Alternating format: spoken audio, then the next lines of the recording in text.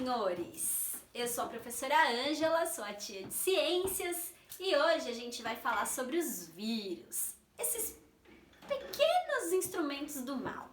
Bom, como o próprio nome do cara já diz, né? Do latim isso significa veneno, não pode ser alguma coisa muito boa. Então vamos entender aí o que esses carinhas são e como que eles se comportam na natureza. Em primeiro lugar, a gente tem que pensar no vírus como uma estrutura muito pequena. Eles são coisas extremamente pequenas. Olha, comparando a um organismo unicelular, que é muito pequeno, a gente consegue visualizar apenas no microscópio. Então aqui eu tenho uma bactéria, Escherichia coli. Em relação a ela, um vírus tem este tamanho. Isso aqui é um bacteriófago, é um vírus que consegue parasitar a Escherichia coli, muito menor do que ela. Desse lado tem a representação de uma célula sanguínea, um glóbulo vermelho. E em relação a um vírus, é uma célula ainda muito maior. Então o vírus é uma estrutura muito pequena. Claro, tem algumas exceções. Por exemplo, o vírus do Ebola, ele é relativamente maior do que a maioria dos outros vírus. Mas de modo geral, vírus é uma coisa pequena. Além de serem partículas muito pequenas, são também organismos que não possuem células. Eles são desprovidos da unidade fundamental da vida, que é a célula. Existem dois tipos de células conhecidas: as células eucarionte e a célula procarionte. A célula procarionte é uma célula um pouco mais simples. Os organismos que são procariontes são as bactérias. Então essas células, elas são desprovidas de núcleo. Vejam que o material genético está todo disperso no citoplasma celular.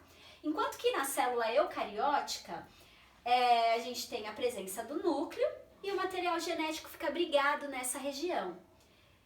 A célula eucariótica, ela se subdivide em dois tipos: a célula eucariótica animal e a célula eucariótica vegetal.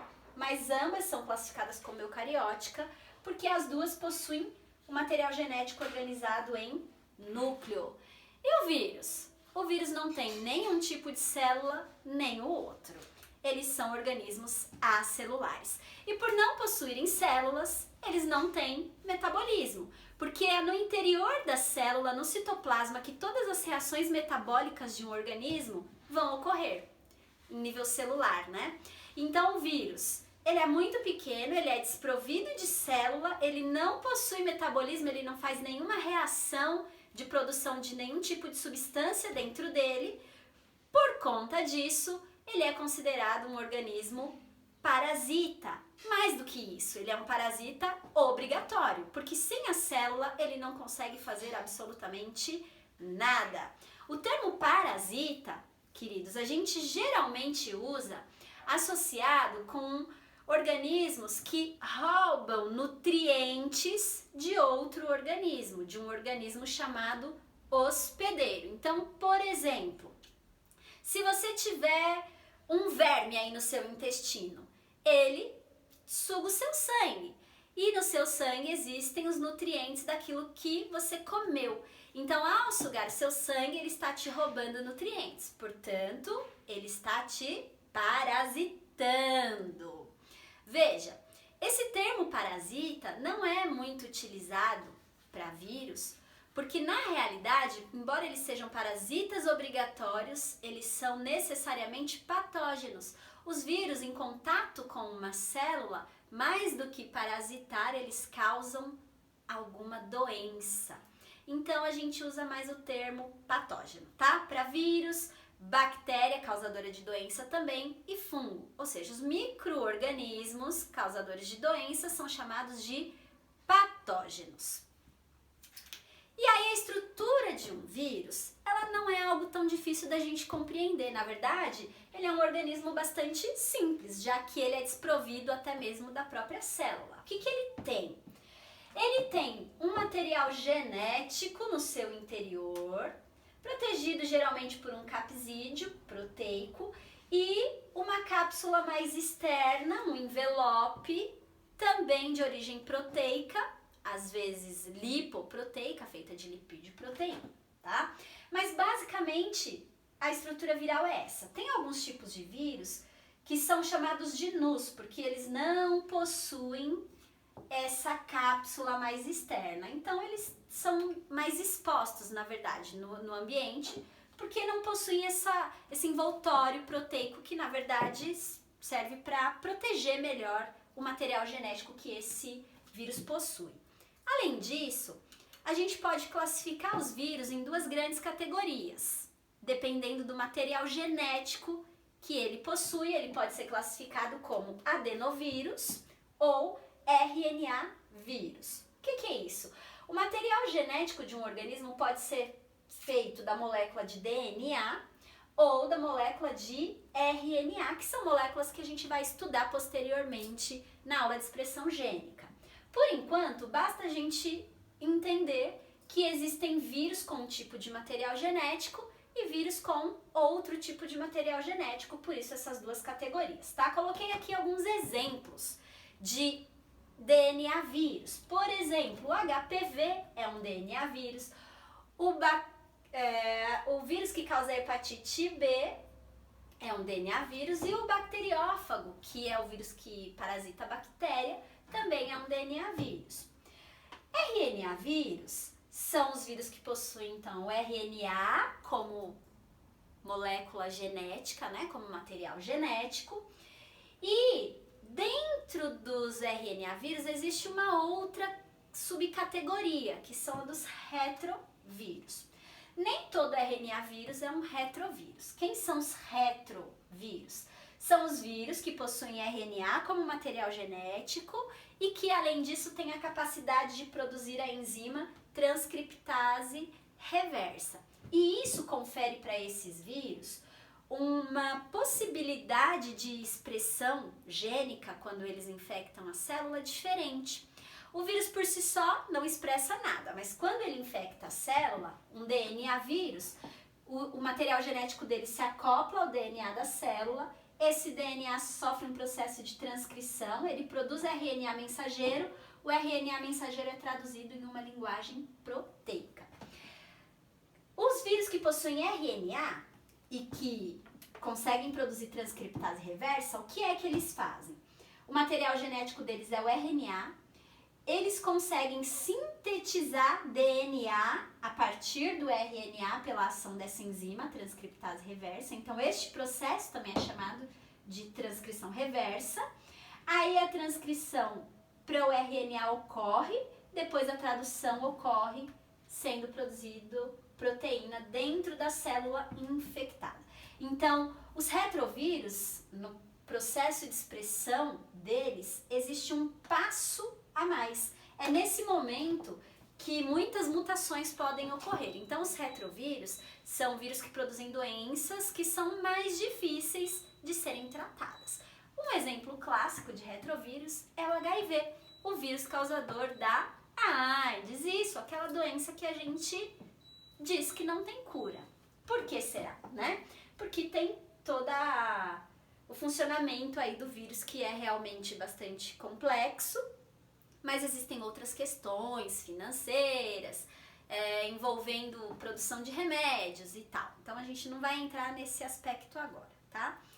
Quanto à morfologia dos vírus, é bastante variada. Então coloquei aqui 4 exemplos, mas existem vários vírus na natureza. Aqui é um vírus de tabaco, ele ataca a plantação de tabaco, danifica lá a folhagem e tal. Aqui é um adenovírus, o vírus da H1N1 e o bacteriófago. Vejam que eles têm morfologia completamente diferente, mas o que é comum entre os 4?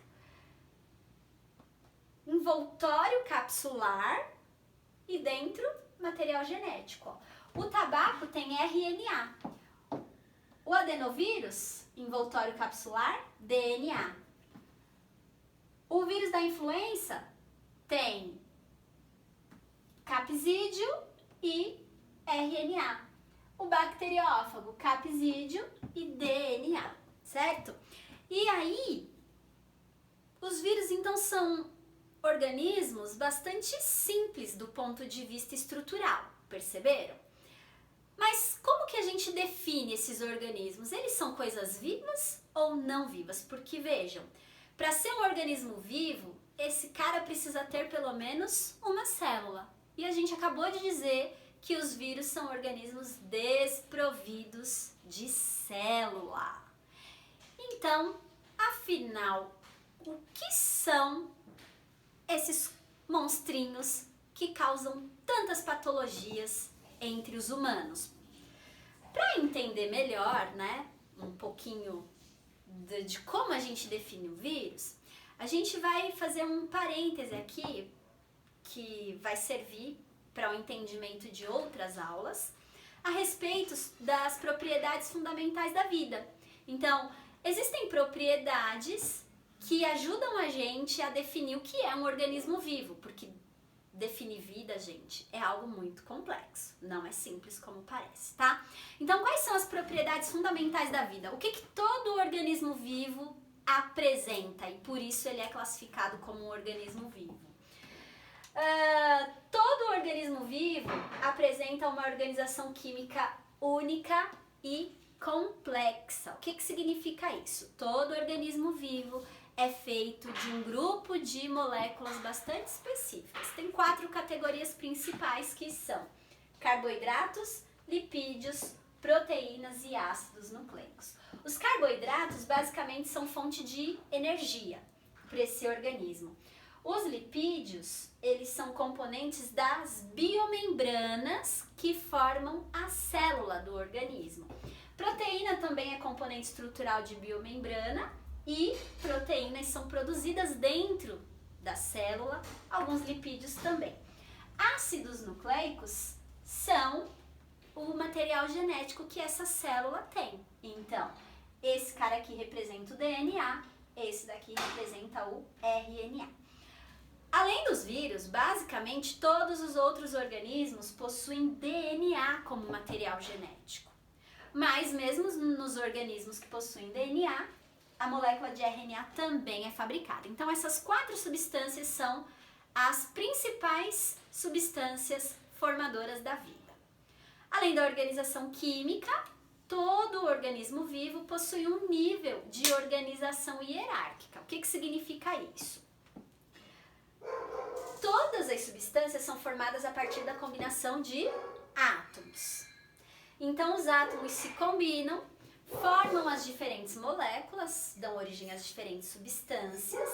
E um grupo de substâncias, essas 4 que a gente falou, estão diretamente relacionadas com o desenvolvimento da célula, que é a unidade básica da vida. E aí, um conjunto de células forma um tecido.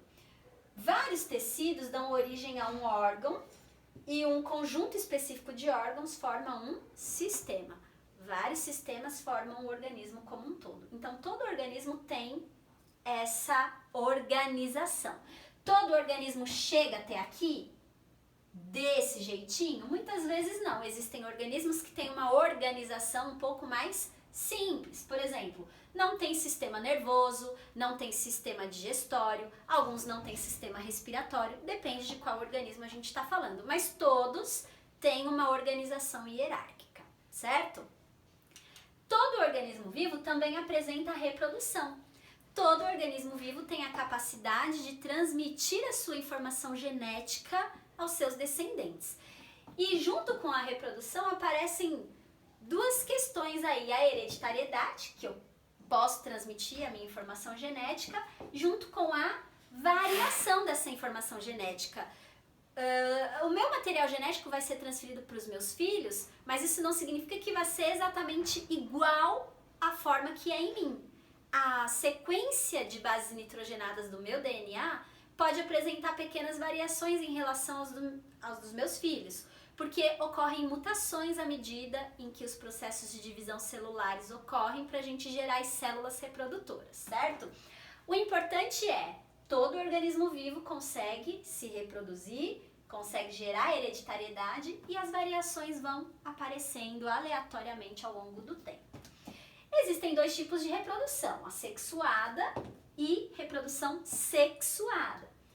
A Alguns organismos estão nessa categoria aqui. Por exemplo, a estrela do mar, ela se reproduz por regeneração. Se eu cortar um bracinho da estrela do mar, ela se regenera e esse bracinho dá origem a outra estrela do mar. E isso já é reprodução. Aqui não há variabilidade genética, né? Porque esses dois organismos são idênticos a esse. Na reprodução sexuada, eu tenho gametas envolvidos. Quem são gametas? Gametas são células reprodutoras. Então, espermatozoide e óvulo. O espermatozoide fecunda o óvulo, produz uma célula chamada de zigoto, é uma célula ovo, que tem potencial para se desenvolver e virar um novo indivíduo. Então a gente tem aí 3 propriedades até agora, né? Para ser um organismo vivo, o cara tem que ter moléculas específicas, um nível de organização hierárquica, apresentar reprodução e ele precisa possuir um programa genético. Tem que ter material genético, tem que ter DNA ou RNA. Para ser um organismo vivo, ele também precisa apresentar metabolismo. Existe um conjunto de reações que ocorrem lá no interior das células e isso faz parte do indivíduo. Isso gera substâncias para o desenvolvimento do próprio indivíduo. Então, alguns exemplos de metabolismo, por exemplo, a digestão, a respiração celular.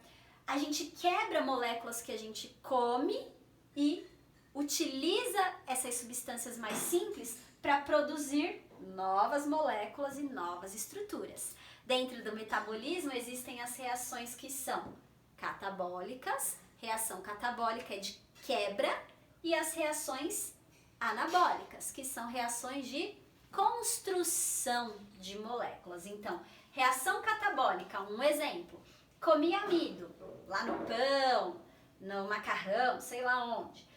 Esse amido dentro do meu corpo vai ser degradado num carboidrato menor, por exemplo, na glicose. Caiu glicose na minha corrente sanguínea, as minhas células vão utilizar essa glicose na produção de outras moléculas, beleza? Então, todo organismo vivo tende a apresentar metabolismo. Além do metabolismo, todo organismo vivo também precisa apresentar um desenvolvimento. O indivíduo, ele cresce em tamanho, muda a forma algumas vezes e sofre diferenciação de algumas estruturas. Todo organismo tem de se desenvolver, se for um organismo vivo. Coloquei um exemplo aqui de inseto. Inseto tem 3 tipos de desenvolvimento. O inseto pode ser ametábulo, o indivíduo nasce com a forma que ele vai ter quando adulto, ele só cresce em tamanho. Ele pode ser hemimetábulo, o indivíduo nasce muito parecido com o que ele vai ser adulto, mas ele desenvolve estruturas que ele não tinha. Por exemplo, o gafanhoto, ele nasce sem asa, mas na fase de ninfa ele desenvolve asa e quando ele é adulto essas asas já estão bem estabelecidas.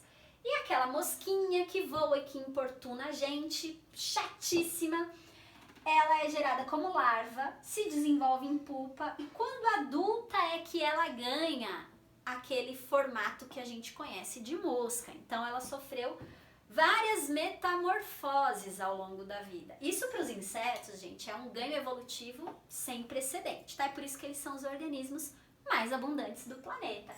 Só um exemplo de desenvolvimento. Nem todos os organismos têm desenvolvimentos assim diferentes, né? A gente nasce com o mesmo aspecto que a gente vai ter quando adulto na questão da forma. O que vai mudar muito é o tamanho e as estruturas, na verdade, vão crescer também em tamanho e a gente pode desenvolver mutações ao longo da vida aí e gerar algumas diferenças em estruturas importantes que não deveriam sofrer nenhuma modificação. Além do desenvolvimento, todo organismo vivo está no ambiente, se relaciona com o meio. De alguma forma, ele faz uma interação ambiental. Então, ele serve de comida para alguém, ele se alimenta de alguma coisa, ele se reproduz de alguma forma, ele se abriga de algum jeito na natureza. Tudo isso é a relação do indivíduo e da sua espécie com o meio. Todos os organismos vivos têm uma interação ambiental bastante estabelecida. O nome disso é ecologia e a gente estuda lá no ramo da ecologia. Além da interação ambiental, os organismos vivos também contam com movimento. Todo organismo vivo se movimenta em algum nível. Estes movimentos são controlados e são movimentos precisos. A bactéria se movimenta, um protozoário se movimenta. Mesmo que você fique parado, existe movimento. Movimento, por exemplo, dos músculos intercostais, do diafragma, que contraem e relaxam o pulmão. Então, o ar entra e sai, a gente não precisa pensar em respirar. Movimento involuntário também do esôfago, empurrando o bolo alimentar para o estômago, do estômago para os intestinos e dos intestinos para a gente eliminar na forma de fezes, tem movimento. Então, todo organismo vivo tem movimento, certo? Essas 8 características são propriedades fundamentais para definir o que é um organismo vivo. Tá, o vírus tem todas essas características? Não. A resposta é não. Ele não apresenta movimento, ele não tem interação ambiental, ele não tem desenvolvimento, ele não tem metabolismo próprio, mas ele possui material genético. Ele tem DNA ou RNA. Ele não se reproduz fora da célula, mas quando ele consegue infectar uma célula, ele se reproduz. Ele não possui nível nenhum de organização e ele não é feito das 4 principais moléculas de que um organismo vivo é feito. Basicamente, ele pode ter a proteína, lipídio e o ácido nucleico. Ele não tem muitos carboidratos porque ele não precisa se alimentar, mas pode ter algum carboidrato estrutural. Então, a quantidade de moléculas é muito menor nele, não tem o mesmo grau de complexidade. Elas podem estar lá, mas não no mesmo nível que nos outros organismos vivos. Então, o que eles têm que todo organismo vivo tem? Reprodução, material genético e só. Então, como é que a gente define os vírus? Os vírus são partículas infectantes formadas por um genoma, um material genético, envolto por uma capa proteica. É um organismo vivo? E aí? É um organismo morto? Não, não é um organismo morto, mas é um organismo não vivo? E aí? Tem pesquisadores que acham que não é um organismo vivo, tem pesquisadores que acham que é um organismo vivo. Fato é, os vírus apresentam material genético. Quando infectam a célula, conseguem se reproduzir, conseguem passar o seu material genético adiante. Então, a resposta para a pergunta se eles são vivos ou não é: os vírus eles conseguem sim levar uma vida, mas é uma vida emprestada. O vírus só consegue ser vivo quando ele infecta a célula, beleza? Então, como é que se dá a reprodução de um vírus? Basicamente, o processo é esse.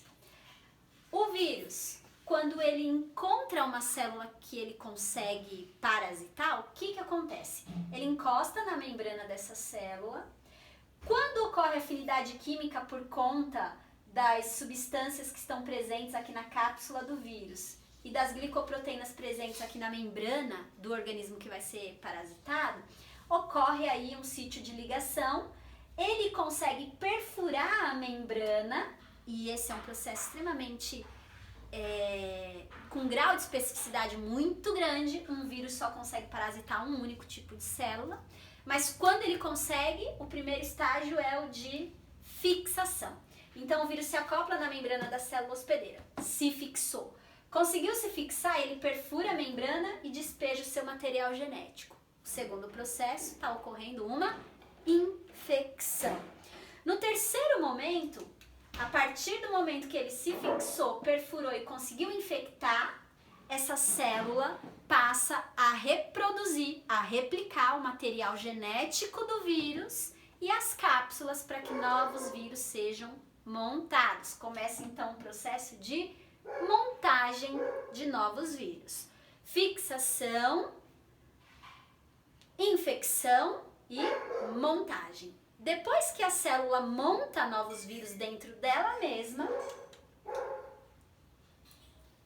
essa célula se rompe. E com o rompimento da célula, trocentos novos vírus são liberados no ambiente ou dentro do organismo que estava sendo parasitado. Basicamente, o vírus se reproduz dessa forma. Esse ciclo, ele é chamado de ciclo lisogênico. Não é um único ciclo. Então, o lisogênico ocorre a fixação, infecção, replicação, montagem de novos vírus, a célula estoura.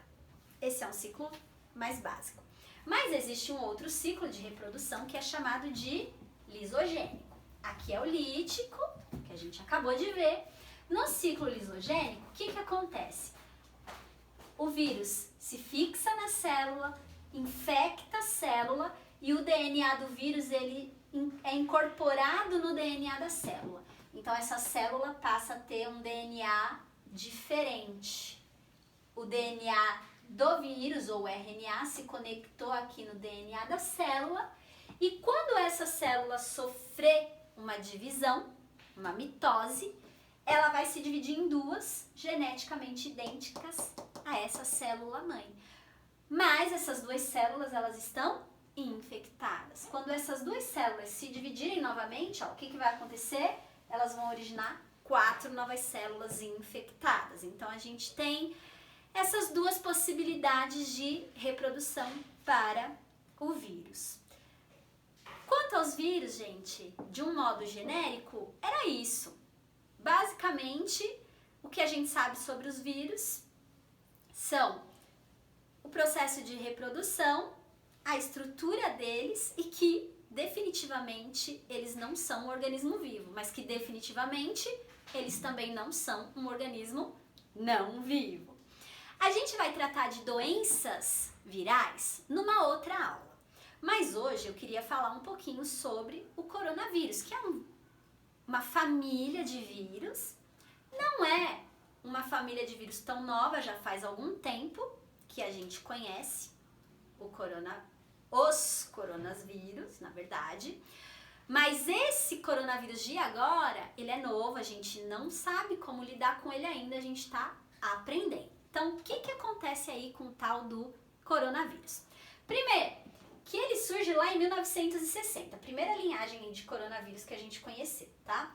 Em 2003, a gente teve um surto de SARS, causada pelo coronavírus do tipo SARS-CoV, né? É esse vírus da família do corona. Ele era causador da síndrome respiratória aguda, grave, né? Síndrome respiratória aguda grave.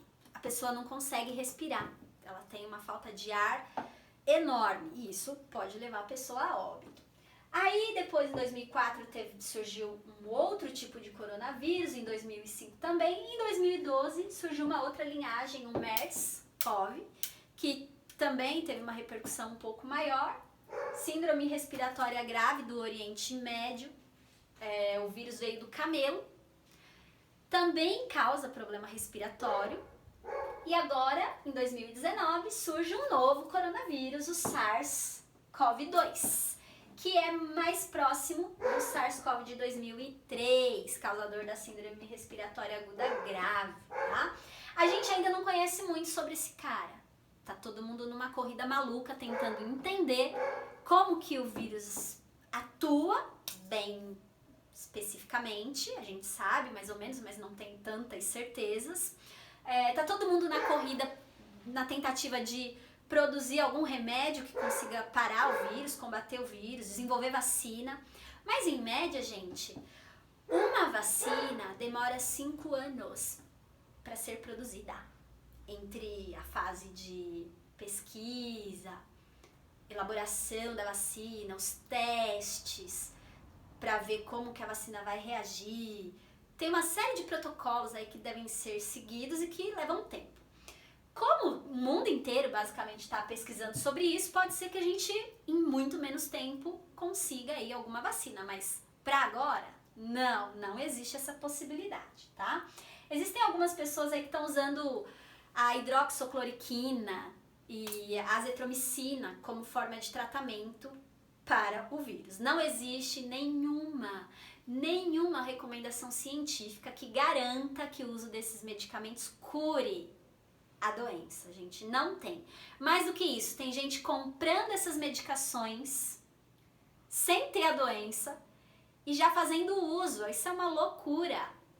Esses remédios são utilizados para outras coisas e já está faltando no mercado aí, nas farmácias, remédio, porque as pessoas estão comprando. Então, quem precisa fazer uso dessas medicações com outra finalidade, não está encontrando remédio por causa da nossa loucura. E aí, vamos esclarecer aqui alguns pontos. Veja, coronavírus é a família do vírus, é um grupo, tem vários vírus dentro desse grupo. Covid-19 é a doença que este organismo causa. Então, Covid é a doença causada por um tipo de coronavírus. Qual? O SARS-CoV-2. É este vírus que causa esta doença, certo? E ele tem mais ou menos esse aspecto aqui, ó. Essa família de vírus é chamada de coronavírus porque eles têm ao redor da cápsula deles espículas semelhantes a uma coroa na sua superfície. Então, corona lá do espanhol tem a ver com coroa. Então, esses vírus têm mais ou menos esse aspecto morfológico. E aí, o material genético aqui deles, o DNA, abrigado lá nessa cápsula lipoproteica, no caso do SARS-CoV-2, tá? Ela não é só de proteína, ela é feita de proteína e lipídio. Quais são os sintomas, então, da Covid-19, da doença causada pelo coronavírus? Existem alguns sintomas aí mais clássicos: tosse, febre, pode haver congestão nasal, um pouco de coriza. Quando o vírus ele começa o processo infeccioso, geralmente começa pela garganta, então o primeiro sintoma, na verdade, pode ser ali um desconforto na garganta.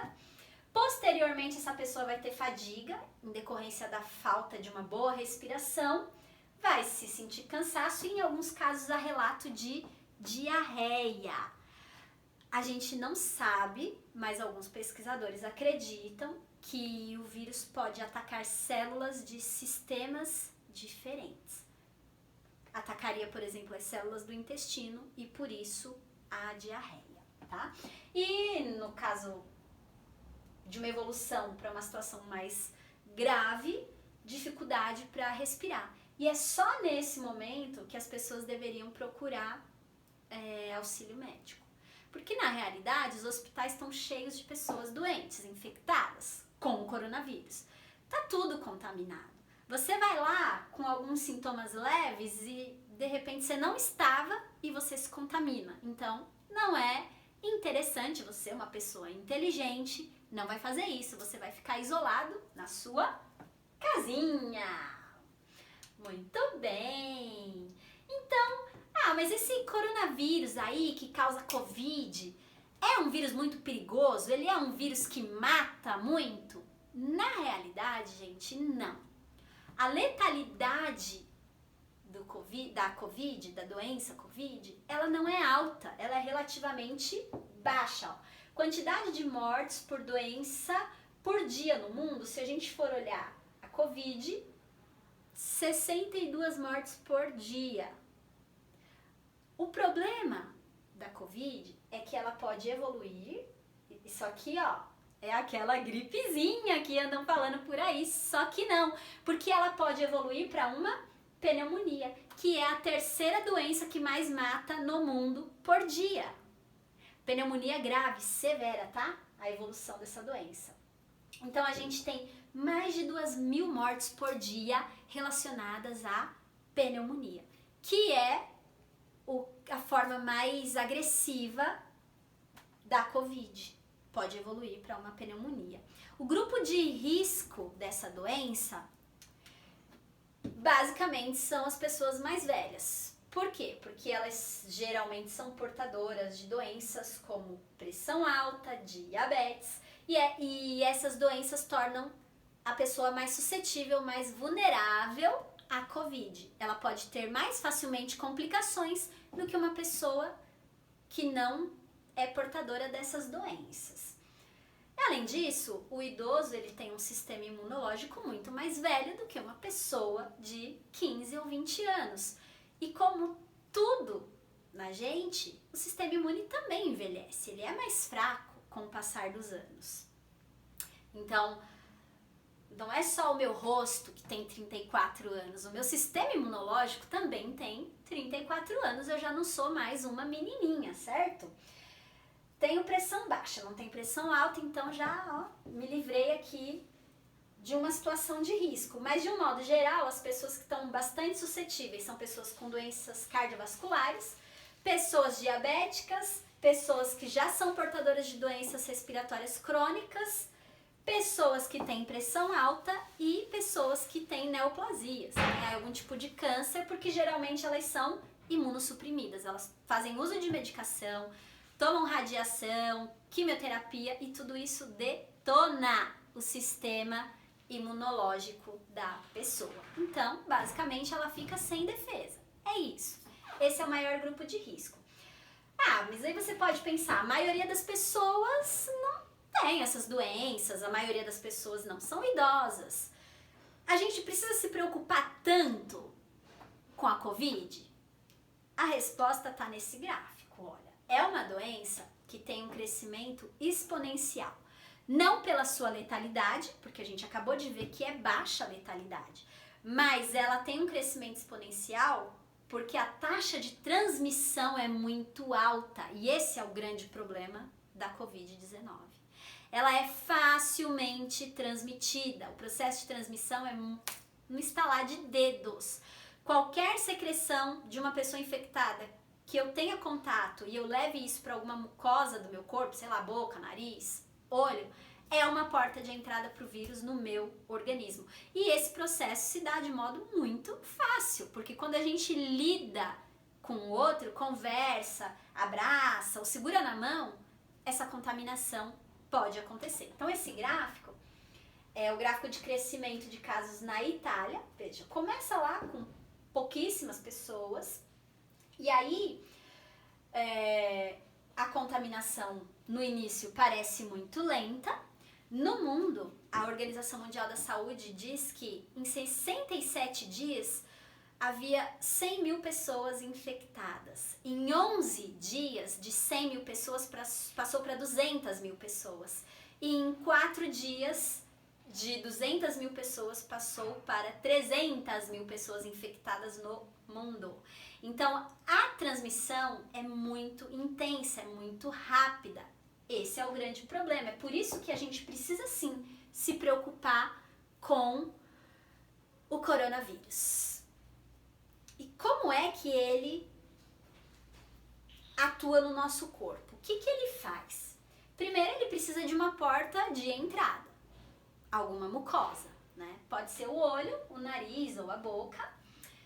O vírus acessou uma dessas partes, ele vai basicamente se alojar no fundo do nariz ou no começo da garganta, aqui na faringe mais ou menos. Então ele entra, se aloja nas células da garganta e aí o processo de reprodução dele vai começar. Esse processo pode levar um certo tempo. Então ele tem lá um período de incubação, a pessoa nem sabe que está infectada e não vai apresentar sintoma algum. Mas depois de um tempo ali, ele pode perfurar a membrana de alguma das células da garganta, infectar essa célula, fazer com que a célula produza vários novos vírus, e aí quando essa célula está sobrecarregada de vírus, extremamente lotada, com trocentos vírus, ela vai estourar e vai contaminar as células da sua proximidade. É assim que a contaminação vai se dando.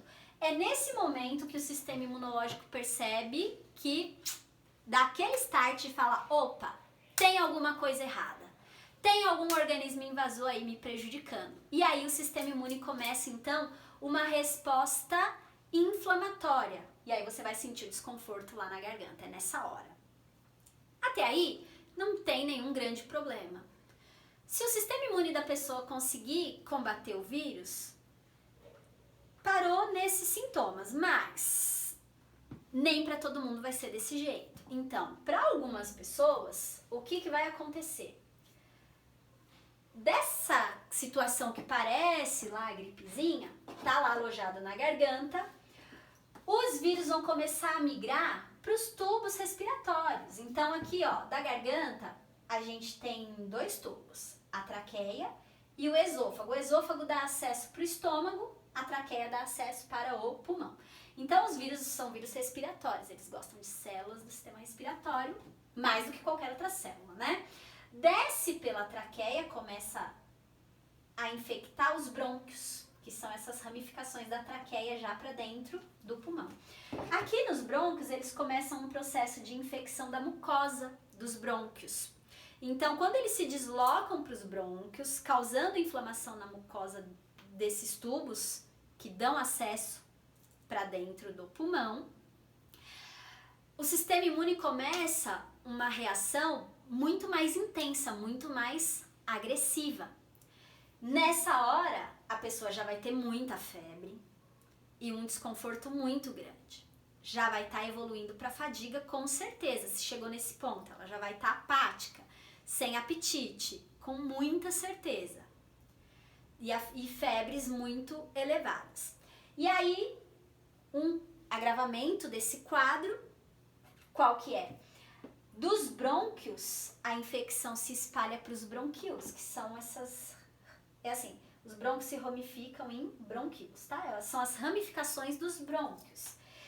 E na terminação de cada bronquíolo tem um saquinho alveolar, tem essas bolinhas, são extremamente irrigadas, tem um monte de vasinhos chamados de capilares nessa estrutura do pulmão, por onde a troca gasosa vai acontecer. Então todo o ar, ó, percorreu esse caminho, chegou aqui na pontinha do alvéolo, no saco alveolar, cheio de alvéolozinhos, é que o oxigênio cai na corrente sanguínea e o CO2 sai da corrente sanguínea e a gente expira. Só que veja, num pulmão comprometido como esse, quando a infecção já se espalhou pelos bronquíolos e está chegando nos alvéolos, o sistema imune dá uma resposta muito intensa. Na verdade, na tentativa de matar o vírus, o próprio sistema imune começa a produzir glânulos nos bronquíolos, o que dificulta ainda mais a hematose, dificulta ainda mais as trocas gasosas. Então, o próprio sistema imune acaba prejudicando, agravando ainda mais um caso que já é, nessa situação, bastante crítico, tá? Então, o pulmão tá todo tomado.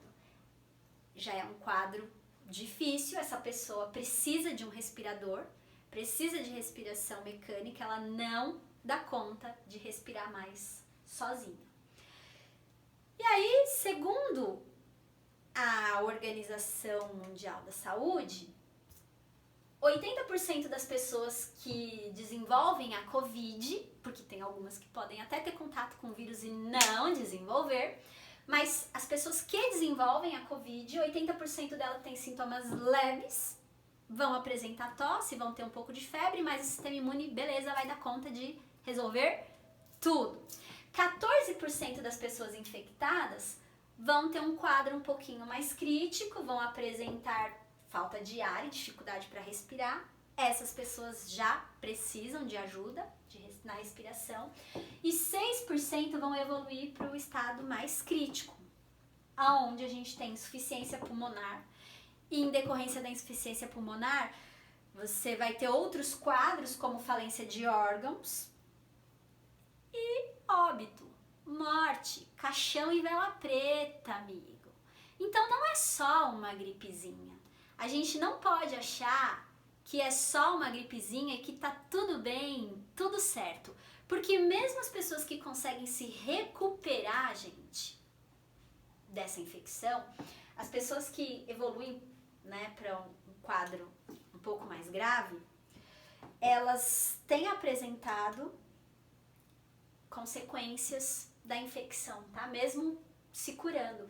Muitas ficam com cicatrizes pulmonares e a redução da capacidade respiratória fica elevada. Então, a capacidade de respiração da pessoa fica prejudicada, tá? E com histórico de atleta, isso é ainda pior. Sabe por quê? Porque o atleta é um cara que é saudável, ele malha, ele cuida do corpo dele, mas ao mesmo tempo ele promove um desgaste muito maior do que uma pessoa que não tem um ritmo de treino tão severo. A pessoa faz às vezes 3, 4, 5 horas de treino diário da mesma coisa, ela força muito o corpo. Não foi à toa que cancelaram as Olimpíadas. Por que será? Será que com um histórico de atleta a coisa é mais fácil para alguém? Então tem pessoas que falam muitas asneiras por aí sem saber o que estão falando. É muita bobagem num lugar só, né? Muita bobagem. E aí a pergunta que a gente precisa se fazer é: o que a gente faz diante desse cenário? Para tudo, não para? Trabalha, não trabalha? Funciona a escola, não funciona?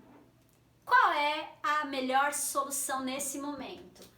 Mitigar ou suprimir? Mitigação, isola lá os casos que tem problemas, pessoas que desenvolveram a Covid, mas a vida segue, as coisas funcionam, nada para.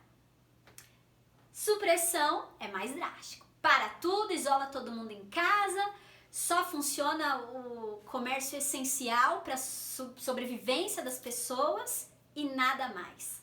Para alguns, isso é muito drástico. Isso pode gerar um colapso econômico e com certeza gera, né? Então não é uma situação fácil, não é uma escolha simples, mas a gente precisa pensar o que é prioridade. Porque se uma empresa fale, ela pode se recuperar. Se uma pessoa morre, acabou para ela. A gente precisa pensar em qual é a nossa prioridade nesse momento. É evitar que as pessoas morram ou é tentar salvar a economia? Eis a questão. E aí a gente precisa pensar também em outra coisa, né, gente? São as pessoas que geram mão de obra para o trabalho de um país funcionar. Sem pessoas, de alguma forma você está afetando a economia também. E então, diante de todo esse cenário, alguns países não souberam como lidar com a situação. A Inglaterra, por exemplo, estava pensando em não fazer nada. Porque, vejam, se dentro das pessoas infectadas, 80% do grupo se recupera sem nenhuma grande complicação, por que a gente precisaria fazer alguma coisa? Os ingleses pensaram. Mas, diferente de nós, eles não agiram dessa forma ao acaso. Eles solicitaram que um grupo de especialistas fizessem um levantamento, um estudo de quais seriam as projeções caso eles não fizessem nada. E aí esse grupo de estudo fez as projeções para a Inglaterra e para os Estados Unidos, que tem ali situações econômicas parecidas, o modo de vida não é muito diferente em relação ao poder aquisitivo, a disponibilização de meios de saúde e tudo mais. Então, eles chegaram à seguinte conclusão, através desse estudo. Aqui em vermelho é a quantidade de leitos disponível. Então, quando a pessoa tem alguma complicação e precisa de UTI, precisa de um respirador, essa é a oferta. Menos de 50 por pessoas. E aí, quando você não faz nada, a curva que a gente tem é essa aqui, ó. Uma quantidade imensa de pessoas infectadas ao mesmo tempo. Boa parte delas vai se recuperar, mas as que evoluírem para casos mais graves não vão ter leitos disponíveis. Não terão UTI disponíveis para elas. Não vai ter. Então, do total de pessoas infectadas, aqueles 80% vão se recuperar, mas os 20% restantes que podem desenvolver um quadro clínico mais severo não vão ter nada disponível. Ou seja, muita gente vai morrer por conta da sobrecarga do sistema de saúde. Você tem muita gente doente, a demanda de doentes é muito grande, precisando de respiradores, para uma quantidade de leitos muito pequenas. Nenhuma infraestrutura hospitalar de país nenhum suporta esse quadro, tá? Então, se a gente pensar em números absolutos, e aí eu preciso pensar na população total de um país, vamos fazer aí de números hipotéticos, ó. Não, vamos pegar mais ou menos aqui o Brasil. Se a gente não fizer nada aqui no Brasil, volta todo mundo para a escola, volta todo mundo a trabalhar. O que aconteceria? Nós temos mais de 200 milhões de pessoas aqui no Brasil. Vou arredondar. Se 80% das pessoas ficam infectadas, a gente teria 160 milhões de pessoas infectadas aqui. Desses 160 milhões de pessoas infectadas, que seria o total, 80% deles se recuperaria e os outros 20% desenvolveriam um quadro clínico com alguma complicação. Então, 160 milhões de pessoas, 20% de 160 milhões de pessoas representam 160 milhões, 160 mil, 10%, 320 mil pessoas com um agravamento clínico. A gente não daria conta de atender, eu acho que 1% dessa população. Então, desses 20%, ou seja, 320 mil pessoas, 6% provavelmente morreria. É muita gente. É muita gente. A gente teria aí quase que 80 mil mortos só no Brasil se a gente não fizesse nada. Compensa? A gente precisa pensar qual é o valor da vida humana, né? Não fazer nada não é um bom negócio. Isso aqui ia virar uma catástrofe. Se ninguém fizesse nada, a gente teria mais de 1 milhão de mortos no mundo. A gente voltaria mais de um século para trás, como foi na gripe espanhola. E depois de ter desenvolvido tanta tecnologia, de ter desenvolvido tantas coisas, será que a gente ainda é tão retrógrado para voltar quase um século e deixar tanta gente morrer? Então, os ingleses pensaram, não fazer nada não é uma boa opção. E aí, eles partiram para outras possibilidades. Aqui no estudo, na curva verde, a gente tem só o fechamento de escolas e universidades, mas o comércio funciona. Olha, a curva de pessoas infectadas ainda é muito alta. Em laranja, universidade fechada, escola fechada, isolamento dos casos confirmados, e ainda assim você tem uma propagação muito grande da doença. Em amarelo, escola fechada, universidade fechada, isolamento dos infectados e quarentena de quem teve contato com eles, você reduz bastante o número de infectados, mas a situação que apresenta melhor resultado é o isolamento social. Para tudo que der para parar, funciona só o mínimo necessário para as pessoas continuarem vivas e todo mundo fica isolado. É só dessa forma que a gente contamina o mínimo de pessoas possíveis. É dessa forma que a gente atrasa a contaminação. Fazer o isolamento social não significa que as pessoas não se infectarão, mas significa que menos pessoas estarão infectadas ao mesmo tempo. E isso dá um fôlego para que o sistema de saúde consiga dar conta de uma parte da demanda dos doentes, porque não vai dar de todos, né? Assim como a gente teve recentemente na Itália, uma situação na qual os médicos precisam escolher para quem vai ofertar o respirador. Para cima de uma determinada idade, morre, e um pouco mais jovem vai para a máquina. É muito triste essa situação, gente, muito, muito triste. Não é só uma gripezinha. A gente está falando da vida de milhares de pessoas. 6% da população mundial é muita gente, é muita, não vão morrer só idosos, não vão morrer só velhinhos. E ainda que morressem só velhinhos, a vida deles também importa, né? Porque esse velhinho pode ser o seu avô, a sua avó, algum dos nossos entes queridos pode fazer parte da estatística, mas não são só velhinhos, tá?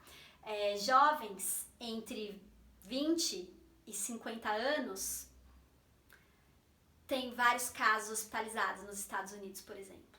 vários casos com complicação. Então não são pessoas só idosas que vão sofrer complicação, a maioria delas sim, mas não só. E aí a gente precisa pensar se vale a pena, né? Se tudo isso vale a pena e para onde a gente está caminhando com as escolhas que a gente está fazendo. Eu li em algum lugar aí que a crise que nós estamos vivendo não é uma crise de confiança, não é uma crise de ética, não é uma crise financeira, não é uma crise constitucional e muito menos uma crise do coronavírus. Não é.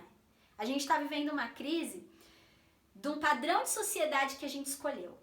Uma sociedade na qual transforma-se tudo em mercadoria, inclusive a nossa saúde, a nossa educação, o nosso tempo de vida é mercadoria. A crise é do sistema de capitalismo que está instalado pelo mundo. É onde o capital tem mais valor do que a vida. Talvez o mundo esteja doente porque falta humanidade. A humanidade do planeta está baixa. A gente precisa ser mais humano e pensar mais na vida. E a gente está discutindo aqui o que são organismos vivos. A gente precisa valorizar mais a vida. Beleza? A aula acaba por aqui. Tudo de bom para vocês.